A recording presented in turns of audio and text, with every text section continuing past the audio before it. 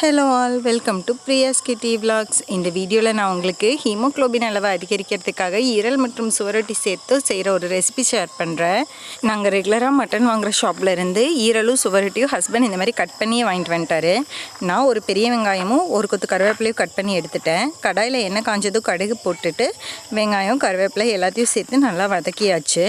இது கூட வெங்காயம் வதங்குறதுக்காக லைட்டாக உப்பு சேர்த்துட்டு அதோட கொஞ்சமாக மஞ்சத்தூள் சேர்த்து வதக்கியாச்சு. வெங்காயம் நல்லா வதங்கி வரட்டும். நல்லா வதங்கி வந்ததும் நம்ம வாங்கிட்டு வந்த ஈரல் மற்றும் சுவரொட்டியை அப்படியே அதில் சேர்த்துருங்க. அவங்களே சின்ன சின்னதாக கட் பண்ணி தந்ததால் நான் தனியாக கட் பண்ணல, அப்படியே சேர்த்துட்டேன். இப்போது இதோட மறுபடியும் கொஞ்சம் உப்பும் மஞ்சத்தூளும் சேர்த்து நல்லா வதக்கி விட்டுக்கோங்க. ஒரு 2 நிமிஷம் போல் நல்லா வதக்குனதுக்கப்புறமா ஒரு மூடி போட்டு இதை மூடி வச்சுருங்க.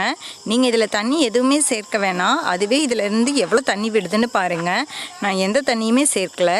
ஆனால் இப்போ இதில் நான் காரத்துக்காக எதுவுமே சேர்க்கலைன்னு கொஞ்சமாக கரம் மசாலா சேர்த்துட்டு வதக்கிறேன். அதுக்கப்புறம் ஒரு டம்ளர் தண்ணி ஊற்றி நல்லா வதக்கி விட்டு மூடி வச்சிடுறேன். ஒரு 1/2 அன் ஹவரில் இது இந்த மாதிரி ரெடி ஆயிடுச்சு.